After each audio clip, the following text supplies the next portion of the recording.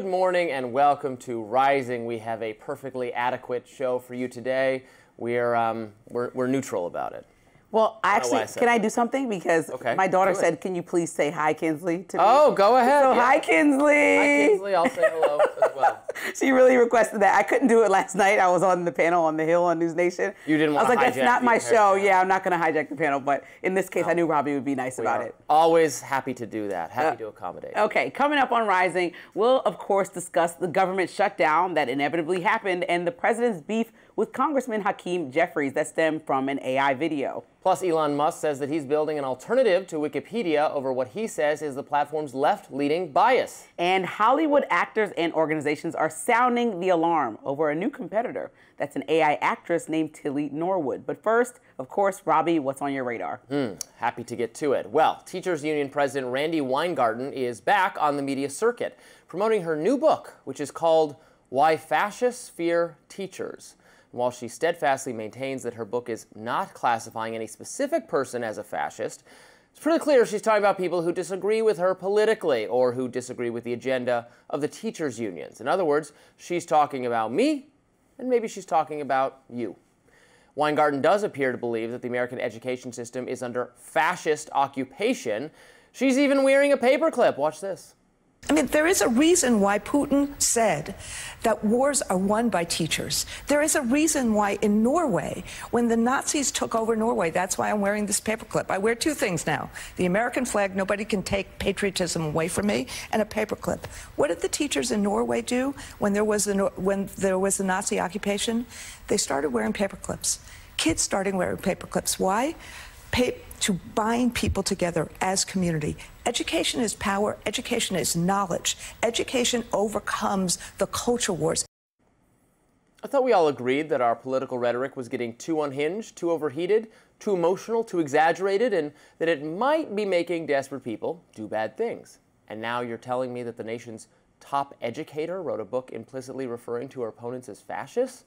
Maybe the sequel should be called Why Everyone Who Disagrees with Me is Hitler. Perhaps Weingarten is just trying to distract from the fact that many, many Americans are profoundly dissatisfied with the state of public education in this country, not because teachers have too little power, but because the union that represents them is doing us all harm. Indeed, there's no single figure more responsible for keeping schools closed during COVID for so long than Randi Weingarten. The teachers' unions were the main driver, the main political force engaged in the work of pressuring relevant authorities and lawmakers to keep schools closed until we had reached COVID-0. They'd still be closed. Those people had their way. But now Weingarten doesn't want to blame the education crisis in American schools on that fateful decision to keep schools closed. She thinks plummeting test scores are the result of smartphones. Watch what she said later in that interview. I think we all have to figure out how to make schools a priority if, God forbid, there's another pandemic. But this started 10 years before that. And what is happening is our biggest competitor are the phones, are social media. And what I think we have to do is four things, four words. We have to create schools so that they are safe and welcoming. And we have to compete with social media and with the attention for kids by having project-based instruction like we do in terms of career tech ed. Now look, I'm happy to talk about updating the kinds of instruction that take place in schools, whether project-based learning is better for some kids, whether new technology can be better incorporated. And yes, of course, kids should not be using their smartphones while they're supposed to be paying attention in class. That's such a no-brainer, get the distraction devices out of the classroom, that it's cold comfort to me that school leaders have taken 10 years to realize it. Shouldn't you have told the kids they have to leave their phones in their lockers on, like, day 2 of these things being everywhere? But I digress. The real issue is that Weingarten is portraying herself and the teachers that she represents as the opposition faction during an attempted fascist takeover of the U.S. education system. But this just isn't the lived experience of most Americans. The teachers' union is the #1 most powerful, most relevant decision maker here. Their fingerprints are all over these failing policies. That doesn't make them fascists, of course. It makes Randi Weingarten responsible for the mess we're dealing with now. I don't know if fascists fear teachers, but I do know that families shouldn't fear teachers' unions. The solution is not to direct more funding, more resources, and more power to the likes of Randi Weingarten. The solution is school choice, more options for parents so that families can make decisions that best fit their own children. So we talked about this several times. I don't like the overuse of any words. Fascist, comparing people to Hitler. Fascist. Yeah, everything is, and you know what happens on both sides. We pointed out examples. Even former Secretary of State Mike Pompeo called Randi Weingarten, I looked this up in 2022, the most dangerous person in the world. There's been an ongoing beef with her and everyone. The most dangerous person I know, in the it's world. so, like, come on. Well, so pretty negative actor in our politics, in my view. Okay, fine. It's oversimplifying and dramatic. I think she pointed out in her book that, and because she said she wasn't talking about anyone, we have to go with her word. It's her book. She pointed out that traditionally fascists have attacked education systems, banned books, prevented people from learning in order to try to get their goal across historically. So if she's not talking about our specific country and her specific role, she's talking about what could happen if we were in that type of dictatorship. Mm-hmm. She didn't name drop President Trump in the book. Her book highlights teachers throughout the country. There's so many things about it that set examples of public education and how it's working, because I know the overwhelming conversation is how it's failing, but there are tons of kids doing well in our schools. I mean, obviously we can do better. Over time. And we should do better. There's always room to do better. We spend more money, their test scores go down. We give the teachers union more power, the test scores go down. We have less choice and control over our our kids' educational options, the test scores go down. Her point Why is is that the test scores her go point down? is, and I think her point for this book is that deleting history is not helpful for our students to be dumb about what happened historically, so that we don't repeat it. And if we base it off of, let's say, let's say we base it off somebody who's not President Trump, but similar ideas about the way our history should be presented in a more positive light, well, that would be problematic for people who really need to understand the impacts of some of the egregious things that our country did, as well as the beautiful things that make us America. And it's important to have both conversations and not just knock books out of school because they don't sit with you well, or because they're too negative, or because they show a same-sex relationship that has nothing to do with sex. Actually, just people together. There's several layers to why she's saying this. No, we went through this segment before, went through all the books, and some of them I agree with you do need to go. But some of them that was a kid passing by the street, seeing a couple together, like that was like the incidents in the book. It's like they can't acknowledge that they're not going to go down. But no, there was a list of them, and I went to read each book, and I was like, wait, this one can stay. Okay, I can see the argument there for this one. Well, okay, but this is the brilliance of my plan, school choice. You could just send your kid to a school that has the exact books in the library that you think is appropriate, and so because we're never going to agree. What you think is right and appropriate for your kid, I might not think is right and appropriate for my kid, and that's fine. And rather than us having some toxic fight over which the uniform standard it has to be, why can't you just say the money the government collects to educate us, well, I give it to you, and then you, get your kid into whatever school you think is best for them, and you like the library and whatever other program you have, that works best for you, and Lindsey can do it differently, and Randi Weingarten can do it differently, and we can all be different, rather than I like this one, and I don't like this one. That seems stupid to me. Well, I think in an ideal world, everyone would learn true history, things that actually happened, and then that would make for better people because they would understand. Disagree about what actually, facts have to be facts at some point, right? So yes, if you want to take out some of the books, I said I can agree with you there that have to do with sexuality, we can have a longer conversation, but history, if it happened, even if you think it's too negative, it's important that kids know it. Depending on which part of the curriculum and where, we can discuss, oh, that's better for 3rd grade, oh, that's better for 8th grade, but you don't take it out because it's too egregious if it actually happened. I agree, so the best way is to just let you do it your way and me do it my way, by having more options. And there's another thing, she did address COVID. She said it fundamentally changed the relationship between schools and communities, so she understands that was a dramatic point for all people. She didn't just completely ignore it in the book. So that was a big whoopsie on her part. She wouldn't have kept the schools closed till right now. That's an extreme over-exaggeration. That was her position. You don't like COVID zero. Okay, not zero, but she literally said that. I know, but we would have been here now, and it's pretty much we're in the clear for the most part compared to where we were during the pandemic. That's my point. COVID will always still exist, and anyway. Next up, President Trump is announcing a deal with Pfizer that he says will lead to discounted drug prices for all Americans. More on that next. We'll be right back. President Trump announcing Tuesday that pharmaceutical manufacturer Pfizer has agreed to lower its drug prices. This is in response to an executive order from Trump earlier this year that required drug companies to set U.S. prices to the lowest price they sell in other developed countries, what Trump calls most favored nation pricing. Here is Trump announcing the deal yesterday. Pfizer is committing to offer all of their prescription medications to Medicaid and It will be at the most favored nation's prices. It's going to have a huge impact on bringing Medicaid costs down. Furthermore, Pfizer will invest $70 billion to reshore domestic manufacturing facilities. In other words, they're going to bring a lot of their facilities to make their drugs and make what they make, their product. They're going to make it in the United States. Trump sent requests to 16 other drug manufacturers in that executive order. Some of those names told The Hill that they were still in negotiations with the administration. The president also announced that Pfizer will make some of its most popular medications available for direct purchase at heavily discounted prices. According to Trump, those will be available online at a website operated by the federal government called Trump RX. It's still unclear what drugs will be made available or how widely they will be accessible. A senior White House official tells The Hill the website would launch early next year. Following the announcement of Trump RX, many on social media were skeptical of the new service, but billionaire and frequent Democratic supporter Mark Cuban says this is a positive. He writes on X in part, "I think it's all great for patients as long as they always use the lowest price available. I give the program and what we know as of today a grade of a B. Why not an A? Well, the stock prices of PBMs, or pharmacy benefit managers, didn't get crushed, which means so far no one expects much change for them." But Ron Flipkowski pointing out the irony of Trump heaping praise on Pfizer, writing on Blue Sky, quote, "I just want all my anti-vax MAGA friends to see how much Trump praised Pfizer today for all their work on the COVID vaccine." Yeah, this guy needs to get a grip. Like, Trump doesn't have any, problem with the vaccine or Pfizer or any. He's not. Yeah, Operation Warp Speed. He's just connecting the dots for everybody. So, well, you know, the person that you put in place, RFK, is causing chaos about, you know, the effectiveness of the vaccine. So at the same time, you don't want to argue about that. Let's talk about the drug price. Fine. I don't mean to cut you. You can argue about whatever you want, but this is a good thing. Yes. I give props where it's due. Congratulations to President Trump. That's a wonderful thing. Drug prices going down is really important.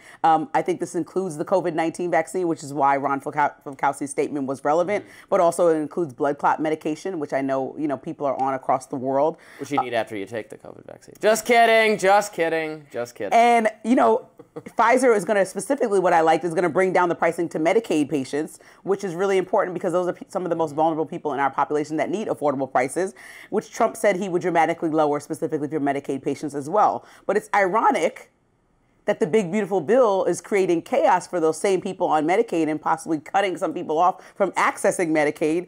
But then they're calling for discounted. But then they're calling for discounted prices for those same people who are thinking they may be getting cut off of Medicaid. So it's one of those examples of, you do something like Department of Government Efficiency, and then you have the big, beautiful bill that's like the oxymoron to all the work you've done with the DOD. And this is one of those things where, yes, you lower drug prices, but you also cut a ton of people off of Medicaid, and you're also arguing the government is shut down right now because you won't extend Affordable Care Act subsidies. So at the same time that you're lowering prices, everyone's going to be suffering because you won't have a real conversation with Democrats about, who are, by the way, winning on health care at every single poll. You won't have a conversation with them about how to solve this long term. So nice prices, but who can access it? Yeah. Look, I think this is good news, too. I'm with you. I'm a little bit more hesitant just because I'm confused about some aspects of it that don't quite make sense to me.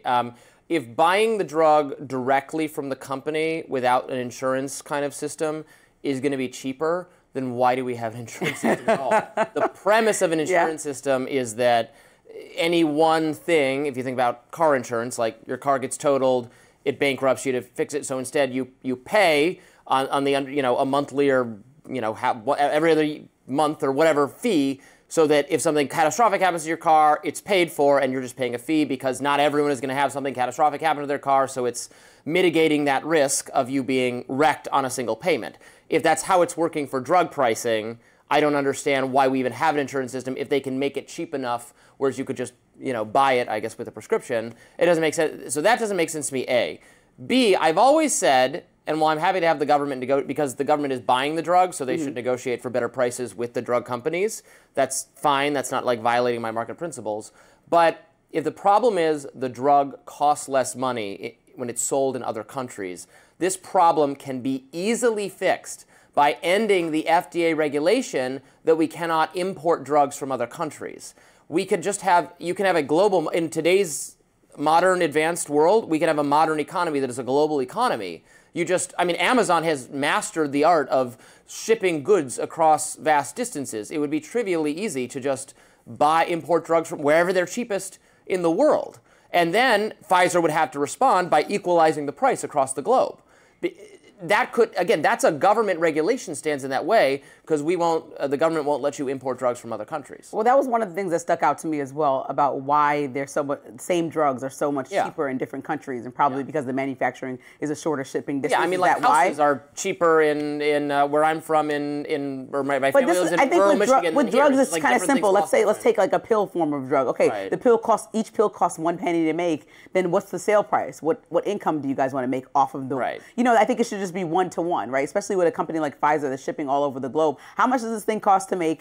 How much does it cost to ship? What's the cost for everyone? Right. And I think that if we are the people blocking that, then I would agree with you. Right. That shouldn't be the case. They're welcome to try to upcharge it, to wealthier people, wealthier countries. We should just counteract that by buying the cheaper version, and then you pay shipping and handling or whatever. Wait, you want to buy the knockoff version, like whoever makes a similar type of drug? No, the actual drug gets sold for a cheaper price, and you can have somebody buy it, have the pharmacy that buys it in wherever, in Uganda or Switzerland or Mongolia or wherever it is, the pharmacy that buys it, just buy it from that pharmacy. Well, we're going to have to see how this actually rolls out. So I read also that these companies like Pfizer and the other ones that he's putting pressure on have up to 3 years to get this situated. So every time we hear these big, bold statements, it's kind of like this is about to happen. So tomorrow your drug prices are not going to go down. Yeah, and my skepticism that a government-run website to buy cheaper drugs is going to end up being cheaper and more efficient. I have a high degree of skepticism about that. You probably remember the Obamacare website and what a train wreck that was. So our government is not in the business of technology unless they bring Elon Musk back. So I'll agree that was a disaster. But Obamacare itself was a great help, especially to people like me who were up to 26 on my parents' health insurance. So it really was a beautiful thing. Well, it was a help to some people. To other people, it was a living, waking nightmare. I know people who lost their health care coverage because of Obamacare, despite his promise that if you liked your plan, you could keep your plan, which was not true. Thousands of people, maybe millions, got kicked off plans they were perfectly happy with because they didn't meet the standards of Obamacare. Before we go, I have to address that you're uncomfortable about the website probably not working like the Obamacare website. I'm uncomfortable with the fact that I have to type in Trump RX to get my medicine now. The libs are gonna not take their medicine. No, that's just a disaster. It's like when it's just the ego of it all. Like when he signed the COVID-19 checks and put his name on it. Like no other president really does that. And so the fact that he always wants to brand something like this is some massive marketing campaign, that's the thing that doesn't sit well with me. But fine. So we have to go to Trump RX for the rest of our lives if it works, and always know that our drugs are lowered in cost, even though I'm giving his kudos because of President Trump. He doesn't just want to go down in history like the rest of them. It's a complicated subject. I'm still working through exactly what I think about it. Now, conservatives have long accused Wikipedia of having a left-wing bias, so Elon Musk has a solution. We'll talk about that next. Don't go anywhere. Tech mogul Elon Musk is vowing to create an alternative to Wikipedia over bias issues, and we'll call it Grokpedia. Now, what seemed to set this all off was Tucker Carlson's interview with Larry Sanger, Wikipedia's co-founder. Here's one clip that went viral about Wikipedia's list of reliable and unreliable sources. Is this public, by the way? Can I go on the Wikipedia site and find out what's blacklisted? Sure. Just type in perennial sources Wikipedia into any search engine, and the first result will be this page. And it names them, the blacklist. Oh, of course. Yeah, it's all color-coded. Conservatives argue that media outlets on Wikipedia's list that are, quote, deprecated or blacklisted tend to lean to the right. David Sachs, the White House's AI and crypto czar, responded to Carlson's interview on X and wrote, Wikipedia is hopelessly biased. An army of left-wing activists maintain the bios and fight reasonable corrections, magnifying the problem. Wikipedia often appears first in Google search results, and now it's a trusted source for AI model training. This is a huge problem. It's prompted Musk to respond, we're building Grokpedia at XAI. Will be a massive improvement over Wikipedia. Frankly, it is a necessary step toward the XAI goal of understanding the universe. Now, some, however, think the concerns are overblown. Wikipedia editor and tech researcher Molly White wrote on Blue Sky, quote, Someone should probably inform the White House's AI and crypto czar that no one is forcing AI companies to train their models on Wikipedia. So the problem is bias from Wikipedia, LOL, messing up AI. And so the answer is to use new AI to build a new terrible Wikipedia clone. Every time Musk talks confidently about things I know about, he reveals how clueless he is. So I actually, Larry Sanger, the guy interviewed with Tucker Carlson, I know who he is. He's a co-founder of Wikipedia. This has been a hobby horse of his for a long time, how hopelessly biased Wikipedia is. Wikipedia obviously has some biases and some inaccuracies, particularly when it comes to biographies of controversial figures or conservative people or people whose legacies there are significant debates over. Yes, there is certainly left-wing bias. I think that's correct. I think we're overstating how bad or broken or hopelessly biased Wikipedia is. Wikipedia is still generally of the potential sources of information out there, because Wikipedia is ground-up curation, like Community Notes on X. It tends, in my view, to be more accurate than things like, for instance, the old Facebook fact-checking system, whereby just 12 fact-checking groups, or however many it was, that were picked by Facebook, that were pathologically left-wing and much more subject to bias. Doesn't mean it's perfect, but it is, I think, sometimes unfairly beaten up by people on the right. If Elon Musk wants to build a competitor, fine by me. If it's better, it'll succeed. Great. Grok is terrific. So there's no issue there. And again, Wikipedia, you can find things on Wikipedia that are inaccurate. I found them all the time. My Wikipedia page was inaccurate for a while. It happens, but it's not as pathological as a lot of other aspects of social media.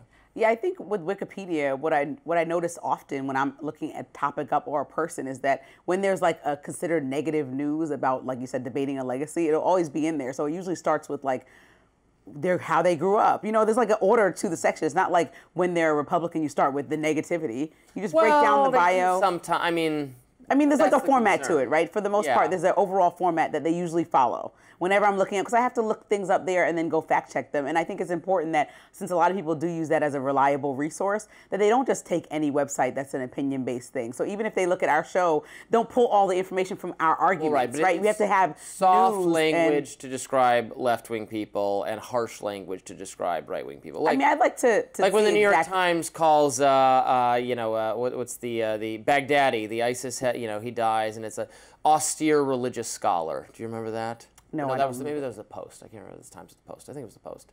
Like, well, okay. How about terrorist madman? How about that?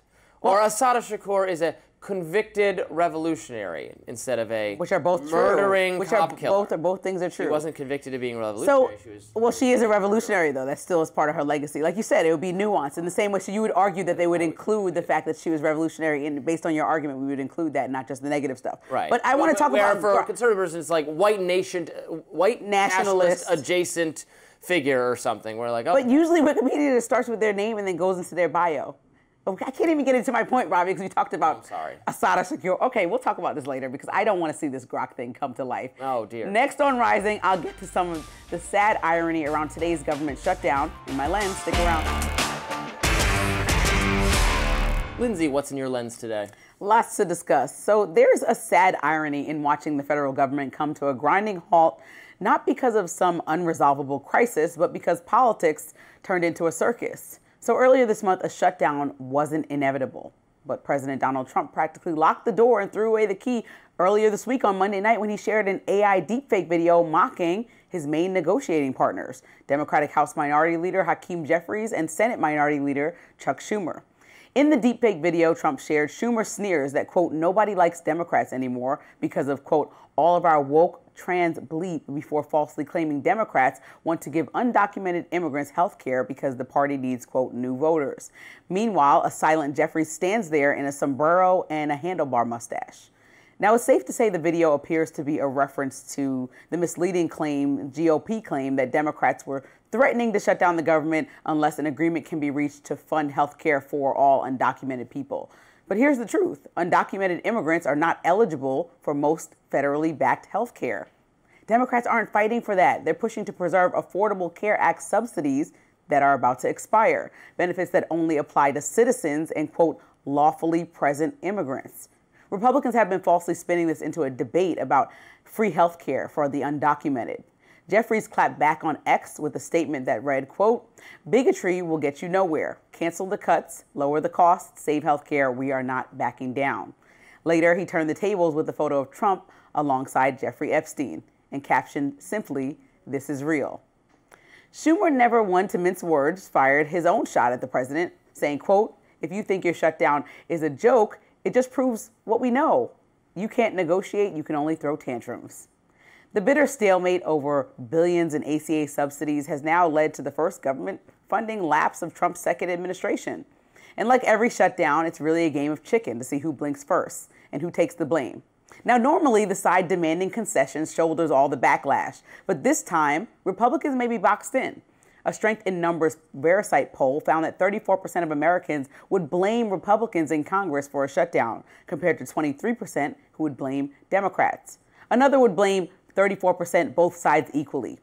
And even if the shutdown happened because Democrats refused to vote for a GOP bill that excluded restoring health care funding, the numbers barely shifted, 35% pointing the finger at Republicans, while only 24% blamed Democrats. That's because health care is a political landmine for Trump. His administration's Medicaid cuts are deeply unpopular, and voters haven't forgotten. So while the shutdown may be Trump's attempt at leverage, it's already backfiring. Because at the end of the day, Americans don't see this as a battle over immigration. They see it as another excuse for politicians to play games with their health care. And when the lights go out in Washington, it's not the politicians who suffer. It's the people who sent them there. Trump thought he could score political points with the deep fake. But in the end, the only thing fake here is the idea that voters will forget who pushed us into this mess. Well, both parties are responsible for pushing us into this mess. I think it's a terrible system that every 6 months we have to have this last-minute race to reauthorize the same hideous amount of extravagant government funding that currently exists, that Republicans make only a half-hearted effort to keep in check. Now, they are trying to keep it in check here in terms of these healthcare subsidies that have disguised the true cost and true pain of the Obamacare program, which is unpopular. And, Democrats want to, continue having unchecked or unlimited subsidization or funding. I mean, that argument can go any way because well, that's untrue. And also, I think with the big, beautiful bill, that their whole argument is moot because of how much they raised the deficit with that. So it's like they're not actually fiscal conservatives. And we understand that from how this year went, right? So we talked about how we agree with Congress and their lack of action. And so some of the things that they're saying don't match. And, people who would back me up would be Senator Josh Hawley. I know you don't love him, but he is a Republican. And he's like, look, we can't cut Tino, whatever you want to call him, Taco. He still said that we cannot cut Medicaid for this many people without having pushback. And so here we are. It's not, even if you think this was a strategy, like we talk about all the time, most times it falls on the party that is trying to hold everything up to get something usually erroneous or obnoxious in there. But because the big, beautiful bill just passed and it's the same people that perhaps may be affected by losing access to medical care, and they're trying to extend subsidies when we were able to extend tax cuts for folks and cut Medicaid and medical access for thousands, I think that is a valid point. And I don't think Chuck Schumer could go back to his constituents, or anybody for that matter as a Democrat, and say, okay, not only did we lose the election, we have no game plan, and we're also going to let healthcare go, our most winning issue. They have to stand on business right now, and I don't think that it's a good idea to shut the government down. I actually think it's a failure for everyone to leave. That's to the Democrats. But I think it's a problem that when they sent the president a proposal, instead of meeting earlier this month when it was like 30 days away, he said, oh, that proposal was trash. I'm not even meeting. You're not serious. That's a terrible tact for the great negotiator. I thought he was the best negotiator in the world. He's sitting there negotiating with Putin, right? So why can't he negotiate with the Democrats? It's not that serious. He should be able to call them to the table. Why are you making that face? And have a conversation about their proposals. Some of his proposals are obnoxious, even to his own friend Elon Musk. And guess what? They proved they can be friends again at Charlie Kirk's memorial. So he should figure out how to talk to Democrats, right? It's not that hard. You are the president of the United States. That's your job. And the Democrats will cave and will end the shutdown. Or the Republicans will agree that health care and the Affordable Care Act subsidies were an essential part of the fabric of our country ever since Obama put them in, and they've been very helpful, and they will move forward in the way the Democrats want to proceed and allow them to have one winning issue in these 9 months, since they have dropped the ball on all the winning issues that they have, including immigration, including the economy. And then immigration is a winning issue for Democrats? No, healthcare is a winning issue, so let them have this one. And I'm saying Republicans will continue to drop the ball on the winning issues they have, which is immigration, continuing to go into local cities when they're unwanted, and the economy, continuing that people are broke.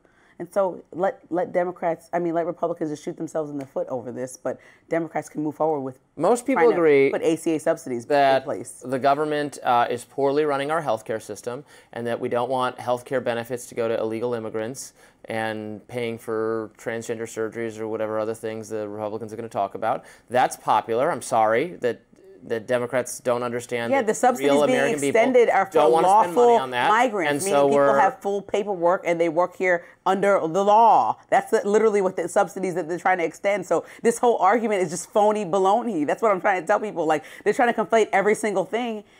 Like, the argument for the big beautiful bill was the undocumented migrants. That I'm not for the big beautiful bill. No, I'm saying that's against it. No, the argument for people in there about why they were cutting health care and whom they were cutting health care for was migrants. And take that argument. But for the ACA subsidies is a totally different thing than any other nation on earth. So it's not a lack of it's not a lack of money being spent on it. Something else has gone wrong. You know, we've talked about it a little bit with the drug prices earlier. Something else is wrong. It's not lack of money. If it was just the more money you spent, the better your healthcare services and coverage would be. We'd be set for life, baby, because we spend a lot. So diagnose us not then. The money. What's the problem? I don't know. Smarter people than me are going to have to figure it out. But it's not the lack of money. I suspect the disguising of the prices by having an insurance and subsidization system whereby the people the actual healthcare providers, doctors, hospitals, drug companies, the people providing the medical service can upcharge us because we don't pay for it directly. They're basically upcharging the federal government because the federal government is covering it, and then we're paying just a fee or a copay or paying for our health insurance. Right. And that process disguises the true price and allows Pfizer and hospitals and doctors. Well, wouldn't this is when that's the reform that is and this needed. Is when government works best. If Trump can take his Pfizer plan and connect with Democrats who've made health care and Obamacare their entire being for the most part, and work together to figure out what a realistic solution that appeases both parties are. This was great. No, I'm saying if they can just come together and figure out how more people can be covered as opposed to going to the hospital with no health insurance and never paying that bill. Obamacare exacerbated that. But if they can work together, address that statement. If they can work together, wouldn't we be better off? You hate that it's not working. I hate that it's not working. If they can work together, perhaps we can come up with a solution. Well, perhaps. I mean, they could work together to make the system worse. I mean, it's not them working together is no guarantee things will. But them not working together also hasn't worked for decades. So we're at a standstill. Coming up, Defense Secretary Pete Hegseth is laying out changes that he says will make the U.S. militarily stronger. But liberals say it will do just the opposite. Stay with us. A few months ago, I was at the White House when President Trump announced his Liberation Day for America's trade policy. It was a landmark day. Well, today is another Liberation Day. The liberation of America's warriors, in name, in deed, and in authorities. You kill people and break things for a living. You are not politically correct and don't necessarily belong always in polite society. Defense Secretary Pete Hegseth announcing a series of changes for the military personnel that he says will raise the standards of combat troops and free commanders from the fear of violating internal military rules. You may remember Secretary Hegseth called hundreds of the nation's highest-ranking military leaders back to Quantico last week to speak to them, but it went a different direction than most probably expected. A large part of Hegseth's speech was dedicated to prioritizing physical fitness and, being well-groomed, even if that meant fewer women in combat roles. If the Secretary of War can do regular, hard PT, so can every member of our joint force. Frankly, it's tiring to look out at combat formations, or really any formation, and see fat troops. Likewise, it's completely unacceptable to see fat generals and admirals in the halls of the Pentagon. No more beards, long hair, superficial individual expression. We're going to cut our hair, shave our beards, and adhere to standards. Because it's like the broken windows theory of policing. It's like when you let the small stuff go, the big stuff eventually goes. When it comes to any job that requires physical power to perform in combat, those physical standards must be high and gender neutral. If women can make it, excellent. If not, it is what it is. If that means no women qualify for some combat jobs, so be it. Announced the military's internal complaint and investigations process would be overhauled to eliminate frivolous complaining. We are overhauling an Inspector General process, the IG, that has been weaponized, putting complainers, ideologues, and poor performers in the driver's seat. No more frivolous complaints, no more anonymous complaints, no more repeat complainants, no more smearing reputations, no more endless waiting, no more legal limbo, no more sidetracking careers, no more walking on eggshells. Hegseth also defended several high-profile firings and ended by saying that if the changes bothered anyone in the room, they were free to leave. They should resign. After Hegseth's speech, Trump took the stage where he called on his top generals to use American cities as training grounds for their troops and suggested that they should use violence against protesters. We're under invasion from within.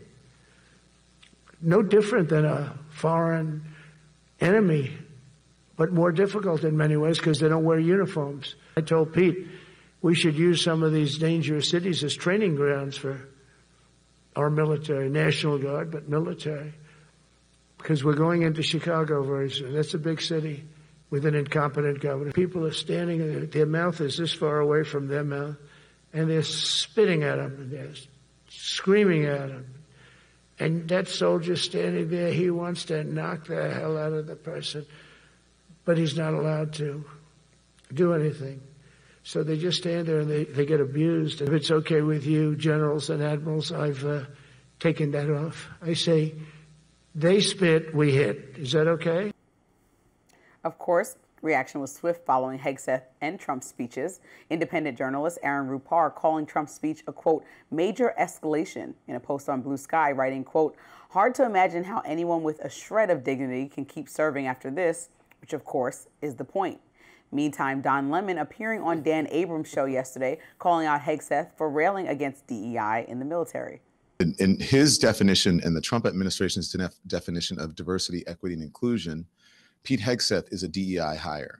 Pete Hegseth is not qualified for that position, and he shouldn't be in that position. So therefore, it's very tough for me and many people in America to take him seriously about anything. It was hard to watch. Don Lemon is a gem. Useless person. It was no one cares about at all. Well, he's doing pretty good. He's up 900,000 subscribers now on his personal YouTube. He's in D.C. asking the tough questions back to his journalism roots.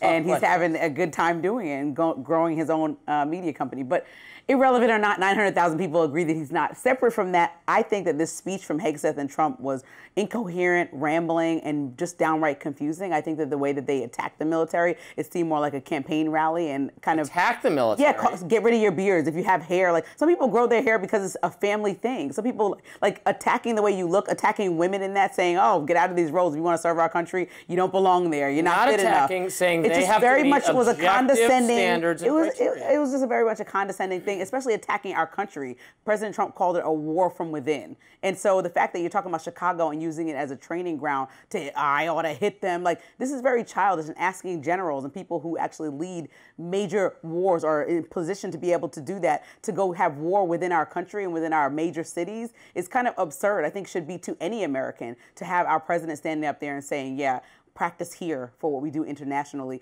And then the whole joke about it with Hegseth saying, mess around and find out. You guys know the analogy. I'm not going to say on air, but like making jokes at the time about how much we're going to be hard on people and be fighting. Like, after we just changed this thing to the War Department, it just seems very much anti everything that America stands for, from fighting internally and also trying to be more war prone outside of the U.S., when most people in the country want to be less involved in international conflicts. So there are things he said and things Trump said, excuse me, that I agree with and things I don't agree with.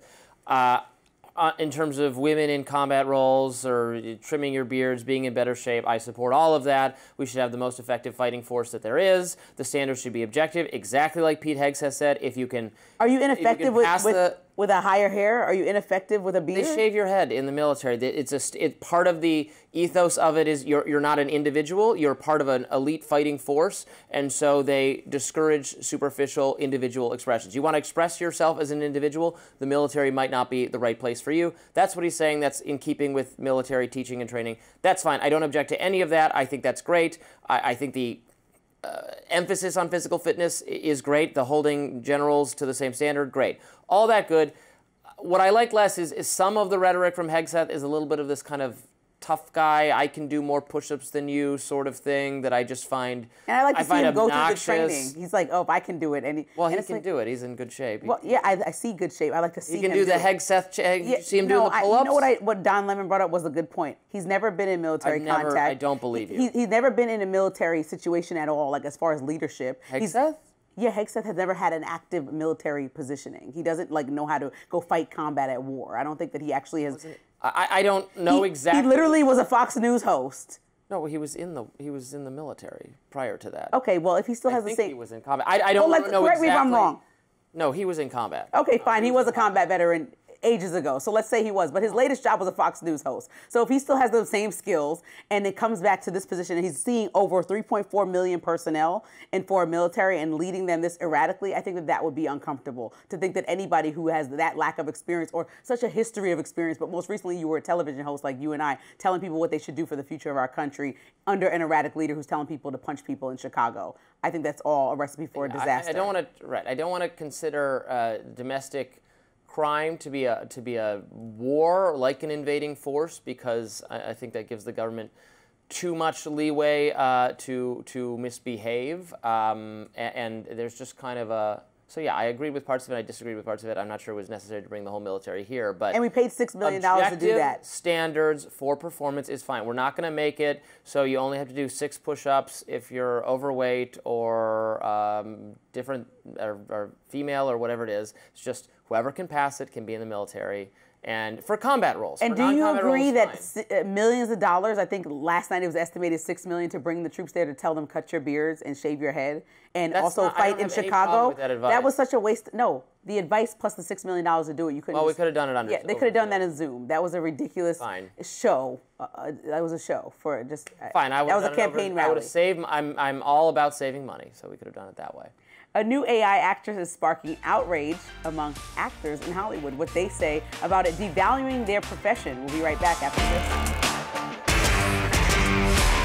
Hollywood is fuming over an AI actress who's going viral. The actress, named Tilly Norwood, is made by a company named Zycoia, which is the world's first AI talent studio. Ah, well, the actress, who you can see on your screens, apparently is looking for an agent. So that's not a real person. Norwood's creators manage an Instagram page for her, and they post this kind of content.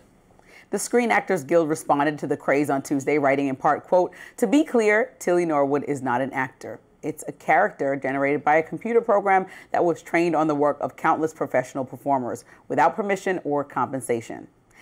It has no life experience to draw from, no emotion, and what we've seen, audiences aren't interested in watching computer-generated content untethered from the human experience." A bunch of other actors and actresses like Emily Blunt, Natasha Lyonne, and View co-host Whoopi Goldberg denounced Norwood. Lyonne, for instance, wrote on Instagram, "Any talent agency that engages in this should be boycotted by all guilds." Dutch producer and comedian Elaine Velden, who created Norwood, responded to the backlash, writing on Instagram in part, quote, "To those who have expressed anger over the creation of my AI character, Tilly Norwood, she is not a replacement for a human being, but a creative work, a piece of art. Like many forms of art before her, she sparks conversation, and that in itself shows the power of creativity." Yeah, I don't have any problem with this. I understand why the actors and actresses are mad, but I find their hysterics over AI to be just... I roll my eyes at them. Hysterics. They're like, oh my God, sorry, you don't own, it's not this is art created by someone else. So imagine it's not you. So you know why there's like Screen Actors Guild and unions around the art form is to protect the people who do the jobs, because the studios make billions and the people who are actually the talent that people are coming to the movie for, let's use Marvel Universe or whatever, are making much less than the executives of the company sometimes. The talents involved in Marvel are making a lot. And the owners, a lot of money. money. I'm not crying for them. I'm using a high example that everyone understands. But the point is, imagine if they just start to, because they have conversations. I think one actor has agreed to give his likeness to be used in AI form. Bruce Willis, I believe, not someone else. Right. James Earl Jones passed away. Said he gave used the likeness. Permission for his voice to be used so that the character of Darth Vader can continue. And I think would be, great. and as much as that might be a great option for people, also the way that the value of things goes up over time and making sure that your family's protected. So let's say you get $1 million every time they use your likeness.